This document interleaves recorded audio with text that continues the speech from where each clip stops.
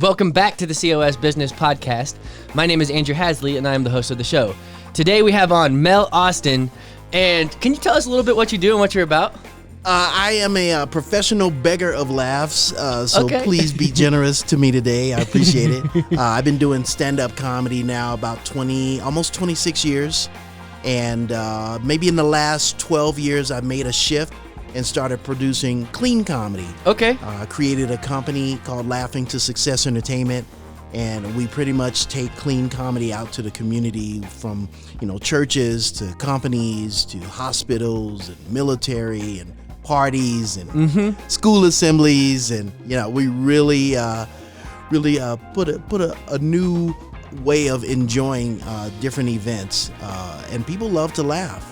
So I'm excited to learn about that, like how you've been able to turn this into a business, and Thank you. And how, I'm excited how you build teams, how you able to do that, and I can't wait to get into that in this episode. But first, I'm gonna roll the intro music and ads, and then we'll get started. Okay. This is a show where we have real conversations with entrepreneurs and business owners who are mostly in Colorado Springs, doing things in the community of Colorado Springs.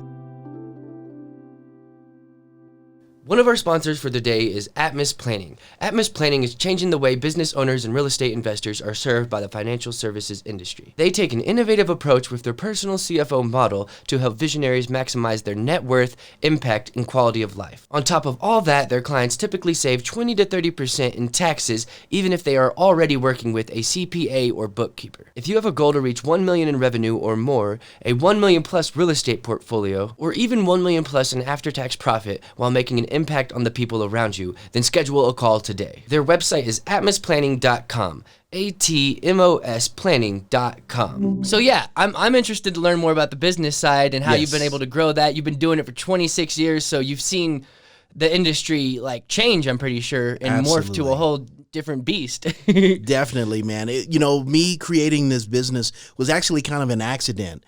Overall, it wasn't an accident, but, I was a single dad when I was first doing stand-up. And, most patterns of comedians is to, do the bars, the clubs, the casinos, the colleges, go from town to town, being on the road.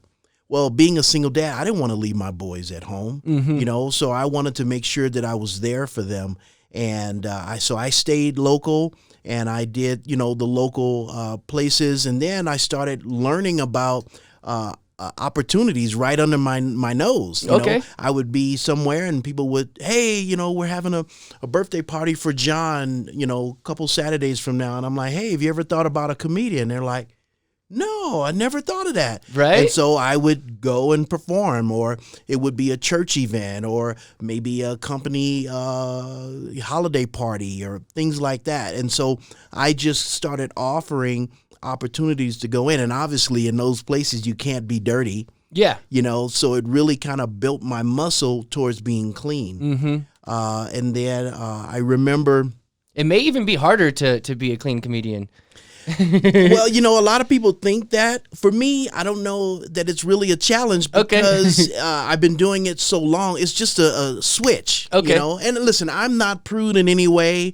I could go either way. For sure. But when you're in front of a church congregation or kids, you want to be respectful. Yeah. And so it's easy for me to just turn on that switch, and I know the jokes that I can use and the jokes that I can't use. Yeah, exactly. And it's crazy because the other comedian guest that I had on here, he had a similar thesis, where he can have that switch, but he has that clean comedy going on for the most part. Absolutely. I gotta connect you with him. Maybe you guys are both recent. Like when he came on, he was literally here for only a week at that point. So you guys are both fresh in the town. He had a history here, but he was fresh back in the town. So I think you guys may be a good connection right there. That'd be awesome, man. And so I feel like clean is the new dirty. Okay. Seriously.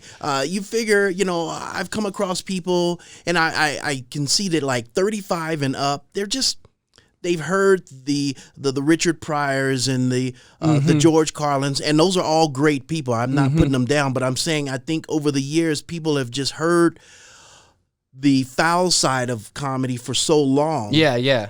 That they're just kind of tired of it now. It's almost like the mainstream of comedy. Absolutely.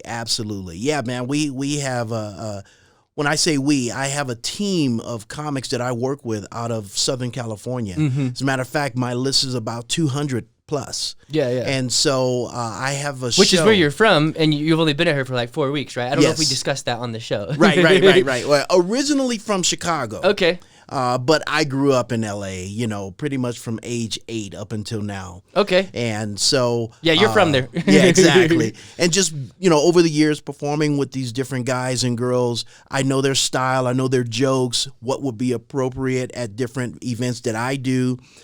Some of them, it's actually kind of become a little ministry because some of them...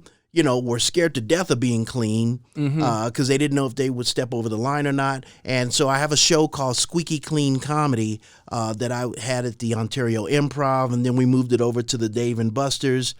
And so in that 6 years of running that show, I've had all these guys and girls come through, and some of them actually got standing ovations, which opened their eyes. They're like, wow, I didn't know that I could get this kind of response from being clean. So would you say you kind of mentored and coached them to take that path? Absolutely. Okay. Absolutely. I knew that you could tell by watching someone perform how their content could be recreated a little bit or cleaned up. And so I'd say, hey, man, that joke you did there, take this out and say it this way. And they're like, oh, okay, I can do that. And so sure enough, a lot of people made adjustments for the show.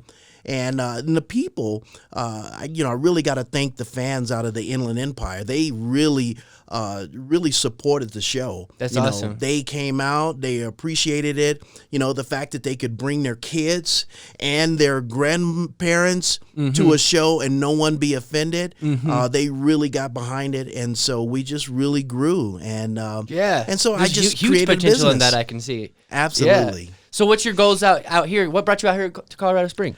My girlfriend. Okay. She was with me in California, but she's originally from here in the Springs. Nice. And so she's always talked about how beautiful it was, and I came a couple times to visit with her, and I agree, it is wonderful here. It's amazing. Yeah.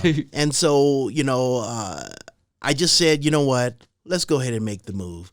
With the pandemic, things have shut down club-wise, and a lot of my shows are now virtual. Yes. So being virtual, as you know, all you need is a good Wi-Fi. Yeah. And there you go. And so it didn't matter where we were. And so it was just, it was all the stars aligned. The move we were able to do, I think in a matter of, we made the decision within 4 months of moving, which is almost unreal. But we did it, and here we are here now. Hold on, you made the decision within 4 months of moving? What do you mean? Yeah. You just moved into a new place out there? Well, we had, I made the decision, let's go ahead and make the move. I want to say maybe late August. Maybe September. You made the move within four months. You made it happen. You moved across this country in 4 months. Exactly. Okay. Exactly. And so she's tickled to death to be close to home. I think we're only about 8 or 9 minutes from her mom's house. Nice. So, that's good. Yeah. So there's plenty of dinner and and gatherings, and so it's nice to have that sense of family. Yeah. I come from a military background. I served in the Marine Corps. Okay. And so, one thing about that is that you kind of become a lone ranger. You're used to being in different cities and in different places away from your family. And so I kind of got used to not being with family. But now, we're close to family, and so it's nice. So it probably, and what's crazy is this is a huge military town too. Yes, absolutely. Like we're surrounded by like so many military bases. So yeah, that's cool. So you mainly still do all your shows that you have out in Southern California? Yes, the ones that are virtually for sure. Okay. Yeah, I still do Squeaky Clean Comedy.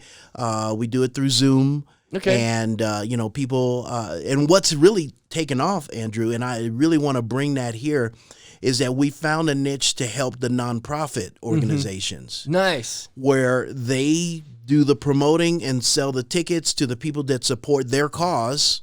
And then I bring the talent together and we put on the show. Nice. And, you know, like when we were at Dave & Buster's doing the show live, the show was once a month. Mm-hmm. When we started helping the nonprofits, I mean, it went from once a month to 3 to 4 times a month, and we were booked for the entire year. Wow, because that's amazing. it was a no-brainer. They would sell tickets the night of the show. We'd save the seats for the people they sold tickets to, and everybody won. And so now we're doing it virtually, where they're buying their tickets through Eventbrite or TicketButt, same thing. And so it's continuing. And I don't know if you've noticed, but Facebook recently added a paywall for their live videos too. Yes, I did notice that. You can add that in there. You don't have to, but you can turn that on and be like, you can seamlessly do it on Facebook too. Nice. Yeah, that is great, man. And I see some huge potential in that. That got me excited just because I like cool little new things like that. Absolutely. And innovations. I mean, that wouldn't have happened if COVID didn't happen. Right. And I'm not saying COVID's a good thing, but I'm saying like there are. Everything that's bad has good things that come out of it too. Absolutely. I'm the perfect example of that. You know, when this happened, immediately the first thing I did was I wrote an ebook. Okay. It's called "Teach Yourself How to Be Funny." Nice. The reason why I wrote it is because I knew people would be at home, stuck at home for a while. Sure. Yeah. And I figured, hey, why not give them a tool? There's a lot of people who want to overcome public speaking, the fear of it. And then there's people who want to actually do stand-up. And so I've been teaching 20 out of those 25 years of doing stand-up. And so I already had notes put together. And so it's a really tight, probably like a 4-page ebook that kind of walks you through step-by-step on how to formulate a joke, but by taking it from your life. And so... yeah, I'm excited about that. That's been going. And then just really like learned about the Zoom platform. How does it work? What works? One thing I notice is that people absorb content differently through their phone, tablet, or computer than they would live. Okay. If you went to the a jokes comedy, hit differently. Oh, big time. And people's attention span is shorter. You know what I mean? Seriously, when you're at a comedy club, you're there, you're committed. Exactly. You've already showered and drove your friends, and then you're standing in line. You're in the building. You're ready to hang. But at home, you got the dog barking, you got Amazon delivering, you're making a sandwich on the side. And so I literally, went from an hour-and-a-half show with my Squeaky Clean Comedy to 45 minutes. You got to compress it. It's just a little more tighter, and it lets people get on with the rest of their day.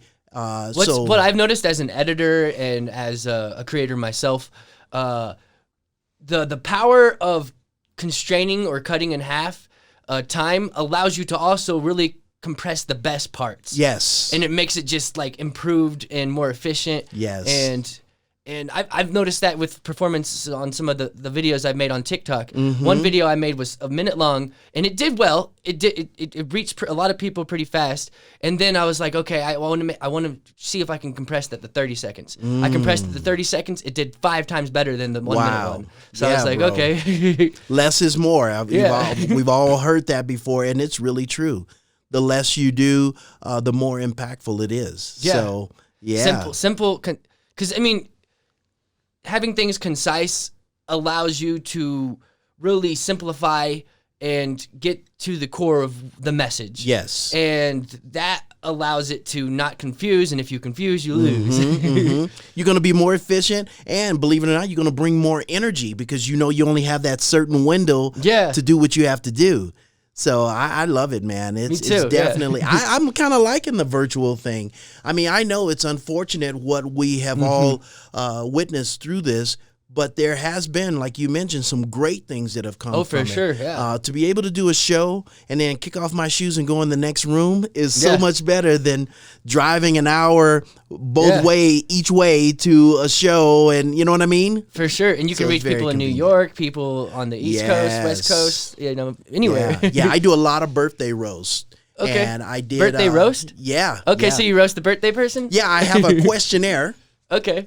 that roast. You could do a roast with clean comedy. Oh yeah, Okay. bro. Yeah, it's really simple. It's very tastefully done. It asks simple questions. Their favorite food or their favorite drink, movies, any special sayings or quirks they have. And what I do is I have that sent out to 4 or 5 of the birthday person's friends and family. Mm-hmm. And have them send it back to me. So it's really like special and tailored to them. Absolutely. That's awesome. And so I've done quite a few of those, even before COVID, but now even virtually, it seems to go really well. One lady I did, she was, it was her birthday and she was out of the Philippines, but she had family members tuning in through Zoom from Hong Kong, Dubai, and Canada. Nice. So it just really has, the virtual world has opened up the whole world when it comes to what I do with clean comedy. It's interesting how there's a trade-off in connection. Like, it adds a whole different level of connection that you can't have at the live shows, but the live shows add a different connection that you can't have in the virtuals. That's exactly right. Yeah, so it's interesting. Have you met with Eric at 3E's yet? I have not, but I've been hearing all about this guy. I hear about him all the time, so I'm sure our paths will cross. We even went by his place on Monday, but it was closed. Obviously, it's a Monday. And with COVID, it's been really hard on him because he planned on opening this year. Sure. And so it was just like, and this is something that's been his dream for like decades. And he started out, he's an entrepreneur, and I watched his 1 Million Cup presentation, and I was there in person. Nice. And he hosts 1 Million Cups every Wednesday at his comedy club. Nice. Which is Wednesday at 9 a.m., but it's virtual right now. 9 a.m.? Yeah. Really? Well, 1 Million Cups is for it's like an entrepreneur thing and like a networking event. Okay. So it's like a weekly thing, and then they connected with Eric when they opened up, and then they've been doing it there since. Nice. And but yeah, so I was about to tell his story. I mean, I won't tell his story, but hey, whatever you want. It's your show, brother. You know for sure. Yeah, for sure. But yeah, he started out. One of his first businesses was a laundromat, and so he's just learned business, and like he's always had lots of connections in the comedy world. Because if you know any industry, you realize how small it actually is. Like, yes. Like on the actual like serious level. Like even with the music industry, like the people like the connections. What I'm trying to get at is like they're very close. Right. You're right. Yeah, you never know who could be the person that knows someone that you didn't even realize you would have known. So exactly, yeah. What is it? Some 7 degrees, 6 degrees? Yeah. Someone said a joke on this show once. I forget what in the 90s. Apparently there was a game, the 7 degrees of. I forget the pun. Right. I can't remember it, but it was a good one. Apparently, it was a game that happened in the 90s. I wasn't there for it, but right. I was, but I was a little kid. Very but cool. Yeah, man. So going forward here in Colorado Springs, are you planning on growing out the local scene too, I assume? Yeah. I mean, the main thing here that I've learned is obviously there's 5 military bases. And so that's a huge opportunity for you then. Yeah, and I'm just getting my certification as a veteran-owned business. So nice. that's going to be really good because I definitely – see, my whole motivation in this really is that laughter feels good. It makes people – feel much better than what they thought they felt like because, it boosts your endorphins. It shifts it even, pumps up your immune system. And so when you're laughing, you're literally doing internal jogging. Okay. And so I want to make sure that our troops and their families are experiencing that level of joy inside. You can really create your joy inside instantly from laughter. And I don't know that people really get that. They think that they have to watch a certain show or hear something funny, and that's fine too, but I have taken it to the next level because I feel like people need this now. And even if you can't get to a comedy club. So I got certified as a laughter yoga instructor. Okay. So that's some California stuff, just so you know. But no, this is definitely a worldwide thing. That's really starting to pick up momentum. And it's simply different laughter exercises that you can do. And so when you force yourself to do this type of laughter.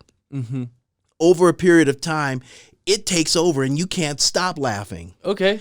But the whole time your body is going through this internal jogging. The organs are vibrating every time you laugh. And so what that's doing is that's increasing the blood flow and the energy in your body. If you probably already know, anytime you have an injury, your arm, your back, is what will help that is a increased level of blood circulation that will start healing that area. Well, laughter does that overall. And I don't think that people understand that. So that's my mission, is to really educate people on what it can do for them. And hey, if you want to come to one of my shows to, enjoy it, that's fine for too. Sure. But the main thing is you can generate your own internal joy from laughter. And so I like it. I always start my shows off, especially the ones I do for corporate. I do a lot of corporate workshops and trainings. And so I always open up with laughter yoga. And so I have them start off with a and I'll have them do that few times. Okay. And they're already starting to giggle because it's different. They're not used to doing that. And then it's like breath with a ha in it. Exactly. A nice deep ha. And then after that, we go to the next level, which is ha ha. You know what I mean? And so great. Now people are slowly building into it. And then the third level is a he he he. You know what I mean? Just like Michael Jackson. He he he. You know what I'm saying? And so now they're feeling a little more sillier. It allows you to lean into that awkwardness that Yes. that you may get from doing that. It's Absolutely. Why am I doing this? Right. It's like, but if you lean into that, it can really open you up a little bit. Absolutely. And then at the end, I put it together where it's kind of like a ha ha he he he. You clap at the same time. Ha ha he he he. And so by this point, people are laughing. They're having a good time. It's something new. But what they don't realize is their body has already started shifting. They feel better. They feel lighter. They feel more energized. And that'll open up their mind and their experience of life in that moment. It'll open it up for them to what I'm guessing and gathering from how that could happen is like if you're in that mood, now you're in a more mood to accept and be open to other things that are good coming your way. Yes, absolutely. And I always tell them, use this. I don't care if you're in the shower, if you're in the car, you can do this at any moment. And maybe you're about to walk into an important meeting. Maybe you may anticipate an argument with the spouse. Either way, this will shift how you get to feel in that moment, and you will see the results instantly. For sure. So, yeah. And so what better person to talk about this is a comedian. Yeah. You feel me? Exactly. So that's why I added it to my repertoire, because I feel like it's another tool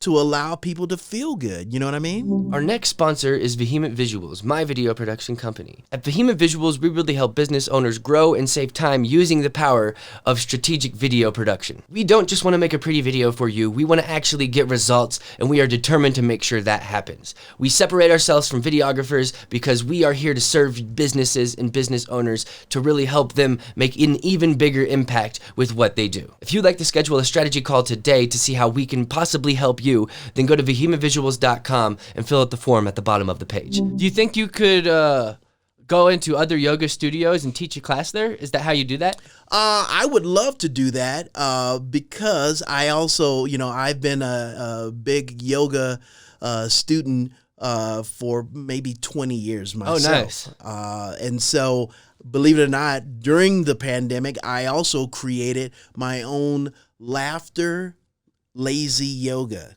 Okay. It's is it a course or a video or? Not yet, man. I'm Okay. still working out the details, but it's a combination of actually doing yoga poses, and then in between when you're taking your breaths and your break, you're laughing. Okay. So it's a combination. Oops. You're good. It's a combination. That happens a lot. I know.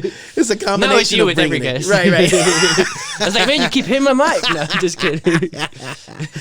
So yeah, I just combined it, and really excited about bringing that. I know here, people are like, what? And so, but with that, people are also intrigued and want to know more about it. So yeah, I have a lot of plans here, man. I really want to just shift the environment with more joy. any way I can, That's great. You have any shows coming up? I'm doing my Squeaky Clean comedy virtually. That is, you could go to my website, which is laugh2success.com. But if you go on Eventbrite or even TicketBud and type in Squeaky Clean Comedy, you'll definitely see those shows. And that's SQUEAKY. There's so many ways to spell squeaky. Okay. I wanted to do it. I wanted to use the one that related to clean. Yeah, you know what I mean? Exactly, yeah. So, yeah, I have that coming up. And then I'm constantly connecting with company HR departments, because they're looking for, see, what I have done with the business is I had to, and I come from a sales and marketing background. Okay. And so I've had to kind of reverse engineer what people need. So, for example, if you go to a company, you say, hey, I want to do a comedy show. They're like, oh, okay, whatever. Yeah. But I do know that their pain point is team building, employee engagement, time management. So I present that with fun. You feel me? Yeah, yeah. With school assemblies, same thing.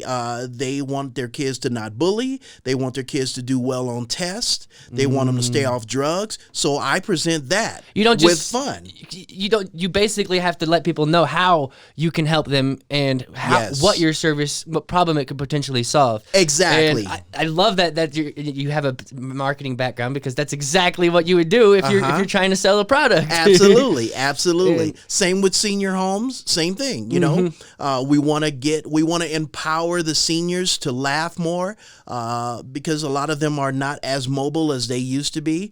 And so I literally would bring myself, a magician, and a juggler in. Okay. And we would do a full-on show for them. And so now they're laughing, there's music playing, they're clapping, they are using all their different mechanics, if you want to call it, to engage. And that's very healthy. Same with the kids. I mean, I could go on and on. Military, they need camaraderie. They need stress relief. Nice. You see, you really know what you're doing. Right, I try, man. I try. Even with the churches. Yeah. The churches, bringing the congregation to laugh, bringing them together to laugh is so important. But at the same time, they have a need, which is fundraising for one of their ministries. Okay. So what better way to do that? And then the main thing is, you have a lot of people who've been trying to invite people to their church for years. Well, guess what? If they know that there's going to be a clean comedy show, all of a sudden the place is packed. Yeah. Because people see it as fun. And then I've always gotten reports the next day at church service, it's standing room only. So there's something about laughter that brings people's guards down, whether it be a business or church, a hospital, a school, a senior home, a wedding reception. There's something about laughter that allows people to relax. For sure. And actually enjoy the moment more. And so I try to facilitate that as much as I can. And I've been able to find a way to earn a living from it. Yeah. And I 100% agree with that. And I think that's why even with comedians like George Carlin or Richard Pryor, they can talk about very, very, touch-sensitive subjects. Yes. But be able to let the guard down and then really, really help people. I think it allows you to... Comedy is unique and special in a way of getting points across. Right. And it's more than just making you laugh. Like, it can be used for so many other things. Absolutely. Absolutely. Yeah, yes. yeah. And what's the difference between those great comics and now is just that before you could only maybe find that in a club.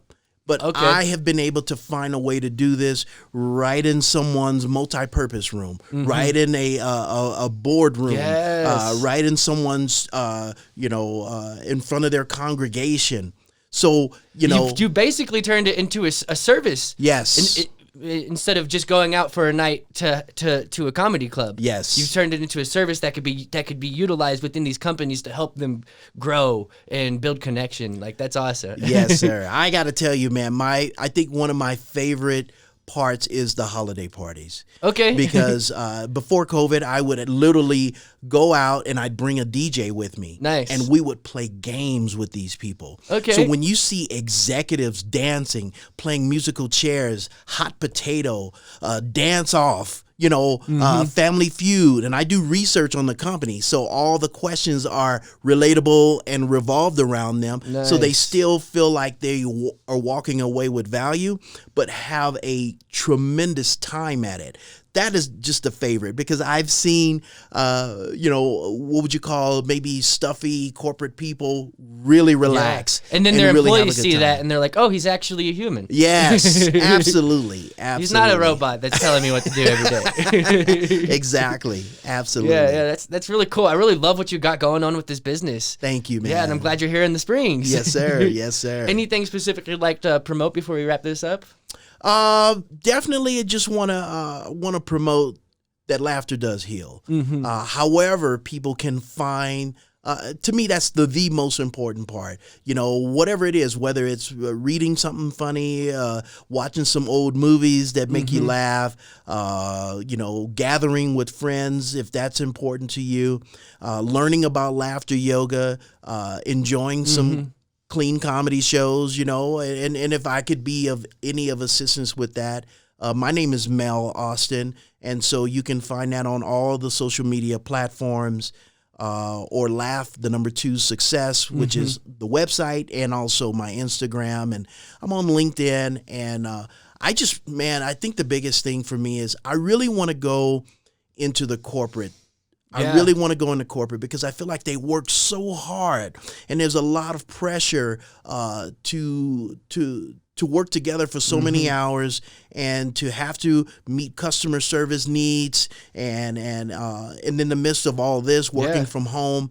I really want to impact them along with the churches, but I really feel like the corporate direction. You have a calling for the corporate. I mean, that's what you really want to niche down and focus on. Absolutely. I could even see a lot of small businesses with only 10 employees or 15 employees could utilize your service. Absolutely. Come in and really build that company culture. I mean, it's may even be more important at that smaller scale because maybe an employer is having struggles with turnaround on employees, not wanting to stick around long enough, and this could make them feel the camaraderie and like an attachment to the company. Well, Andrew, I'm going to add to that because something came out of the blue here recently. Bank of America, if it's okay to mention them, they reached out to me. Why would it not be? Well, I don't like Bank of America. Right. But they reached out to me to do a client appreciation show. In other words, a particular region got their business clients together. They sent them popcorn, some snacks, and a bottle of wine in advance and had them join us online. And then I brought one of my magician friends from America's Got Talent. We did a 45-minute family-friendly show. And it was their way of saying thank you to their customers. So not only can this be utilized for their teams and keeping people inspired to work there, but it's also a great way to say thank you to their customers too. So I'm seeing that starting to open up a lot too. People are looking for ways to be creative and to say thank you and to hold on to their customer base. To not base. just say, here's a pizza party. Right. Exactly. Thank you for growing the company. Here's Absolutely. some pizza. Yeah, exactly. Hey, we want to honor you with something for you and your family to be able to enjoy even virtually. So that's really starting to take off as well. That's amazing. Yeah, man. I'm excited. Yeah, well, I'm glad we got to meet here and talk, and yes, sir. And I'm looking forward to seeing you around town more. I'm sure we will meet at either networking events when they start happening again. And, right.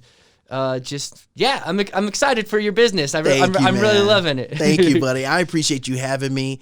I love your energy and what you stand for. You're really trying to make a difference out there with the voice that you have. And so, we should definitely continue to work together to just bring more smile. I feel like you're going to be successful when you're honoring people by offering them something that they can walk away with.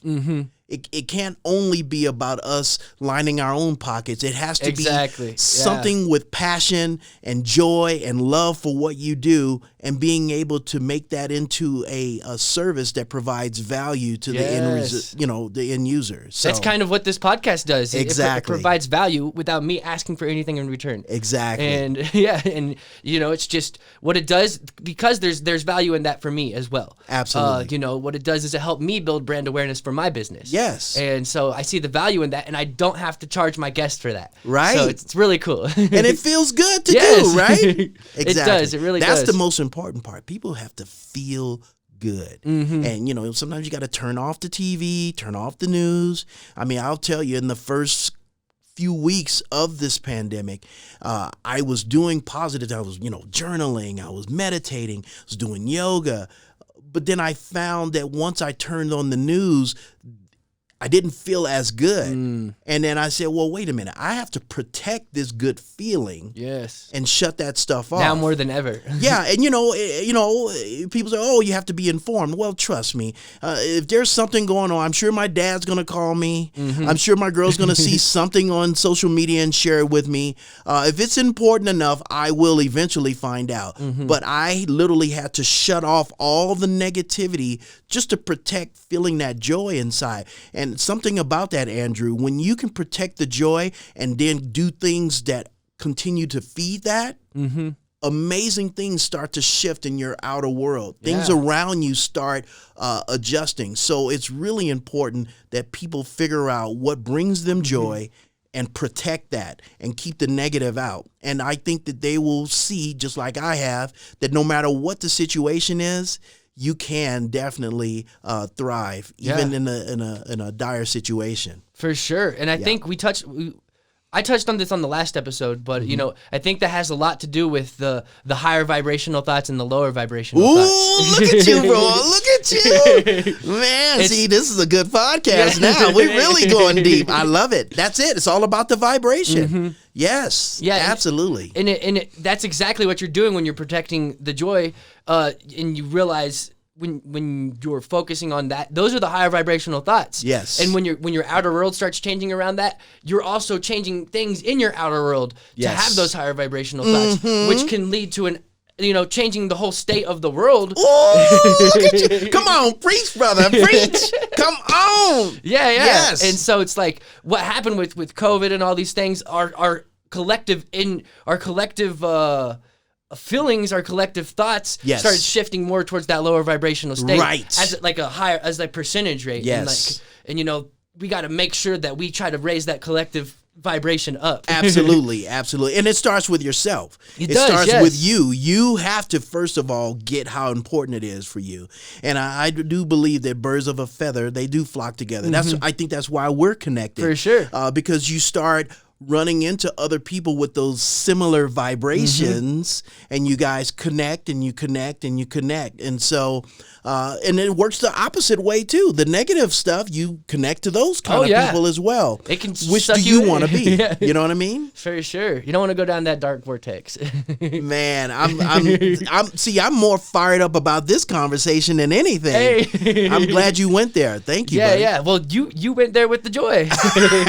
It's just what it reminded me of, and it was just exactly lining up with that. Absolutely. And that's where I want to try to focus my energy, because when you're in those negative states, it really does take a huge toll on you, and it could sometimes be hard to, I call it escape velocity, to get to hit that momentum to where you escape out of that negativity that you're in. And I would like to, I want to spread that and help people get out of that as well. Well, Andrew, listen, I know this is your show, bro. Yeah. But I'm going to flip it on you and ask you, what do you do to maintain that level of, what do you do personally to keep yourself in that high vibrational mode? I mean, really, I just try to notice when I'm not.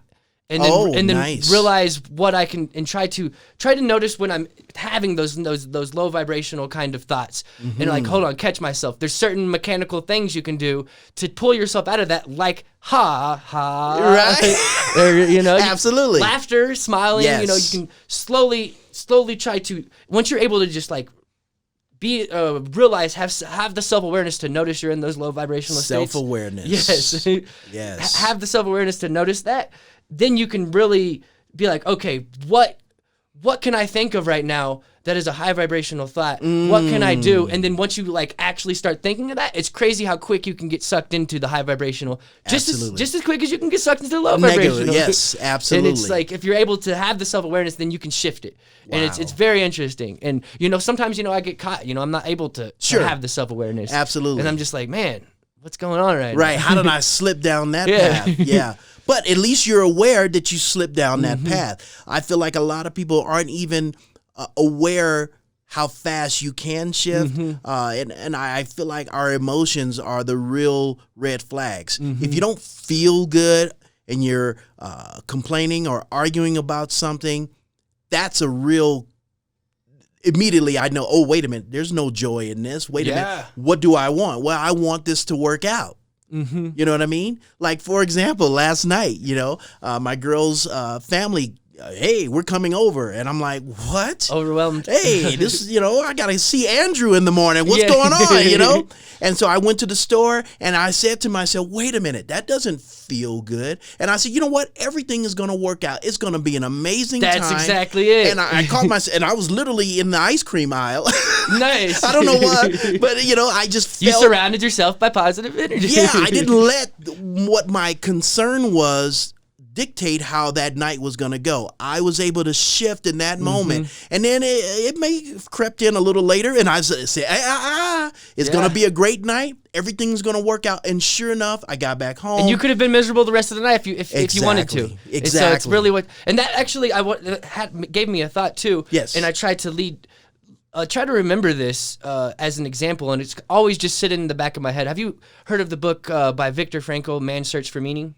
No, but I have heard of it, but I haven't read it. Yeah. I haven't read it either, but I've read articles and I've read the synopsis of what it's about. And what it is about is essentially this man, he was in the Holocaust. Okay. And he had his pregnant wife murdered in front of him. Wow. He had he's in an encampment and this is why I like this example, because it's the most extreme of when things are the most bad to an individual. Wow. And he was able to find happiness and able to still maintain higher vibrational and not like ignoring the bad stuff, but being able to maintain. He wasn't going to let them take away his happiness. I love he's that. Like, that's one thing that I had. And like he survived the Holocaust, and I don't know if he's still alive today. But I don't, probably not, but well, there's a saying, as long as you have your mind, you can always put things back together again.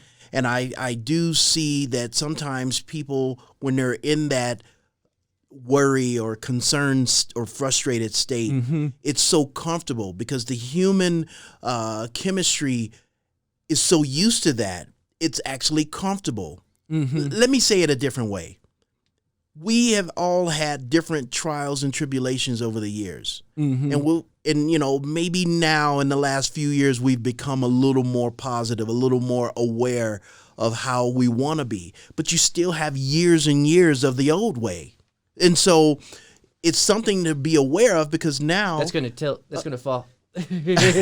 But now you want to be in a position to catch that and to be able to say, you know what? I'm going to reprogram, because feeling bad or sad, it feels comfortable, but it's not serving me. And I feel like this gentleman you're referring to, he was able to hold on to what he really wanted in the midst of whatever was going on. And I feel like people don't realize that they too can have that power. Yes, it's bad news, but if you look at things that have not been in your favor over the years, and you look back now, they were blessings every single time. It always worked out. It always was something that saved you. You're glad it happened. Like, everything is always for a reason. And if we can remember that when things don't go our way, and know that there's a bigger picture and that it's going to work out, I think that'll keep us more present in having that higher vibration for sure. For sure. Absolutely. Yeah, I dig it. And I'm glad we're talking about it. Yes, sir. Well, yeah, I'll start wrapping. Is that good? We just lost battery on here. Oh, just lost it just now? Yeah. Okay. Yeah. So we'll wrap this up. All right, this has been the COS Business Podcast, and we'll see you guys on the next episode. All right. All right. Thanks, buddy. Yeah, thank you. If you'd like me to read an ad script at the beginning of every episode, or in the middle, or at the end, promoting your business, then reach out to COS Business Podcast at gmail.com or reach out to me directly, Andrew Hasley.